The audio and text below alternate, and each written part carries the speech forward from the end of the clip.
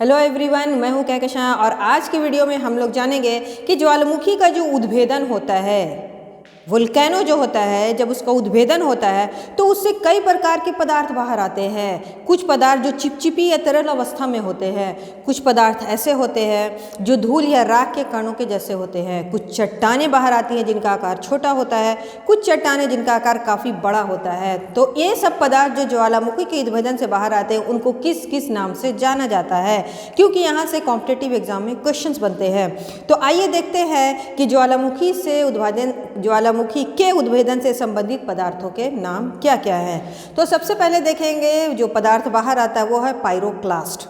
तो ज्वालामुखी का जब उद्भेदन होता है दोस्तों, ये ज्वालामुखी मान लीजिए कि है और ज्वालामुखी की नली है, इससे जो सबसे पहले चट्टानी टुकड़े बाहर आते हैं इन्हें पायरोक्लास्ट कहा जाता है। ये बड़े बड़े चट्टानी टुकड़े होते हैं और सबसे पहले बाहर आते हैं। यही वजह है कि ये ज्वालामुखी का पर्वत जब आप देखेंगे तो उसके सबसे निचले में पायरोक्लास्ट पाए जाते हैं। दूसरा बात करते हैं तो लावा की। तो ज्वालामुखी के उद्भेदन से जो चिपचिपा या तरल पदार्थ बाहर आता है उसे लावा कहा जाता है। ये पिघला हुआ पदार्थ होता है और ये दो प्रकार का होता है, दो तरह का होता है। पहला है अम्लीय लावा और दूसरा है क्षारीय लावा। अम्लीय लावा की बात करें तो ये हल्का यानी हल्के पीले रंग का होता है, रंग इसका हल्का होता है और ये अपेक्षाकृत गाढ़ा होता है। जबकि क्षारीय लावा की बात की जाए तो ये गहरा और काले रंग का होता है और ये अम्लीय लावा की अपेक्षा में थोड़ा पतला होता है। और ये अधिकतर जो है पायरोक्लास्ट के ऊपर इसकी परत पाई जाती है। ये देख रहे हैं, लावा की परत अधिकतर पायरोक्लास्ट के ऊपर पाई जाती है।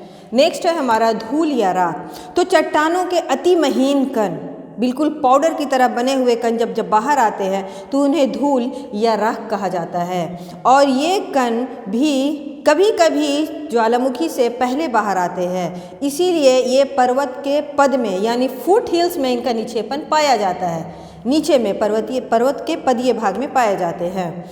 नेक्स्ट है हमारा प्यूमिक। तो दोस्तों प्यूमिक भी एक तरह का ज्वालामुखी से निकले हुए चट्टान ही होती है, लेकिन प्यूमिक ऐसी चट्टान है जिसका घनत्व जल के घनत्व से भी कम होता है। यही वजह है कि प्यूमिक जो चट्टान है वो आसानी से जल की सतह पर तैर सकती है।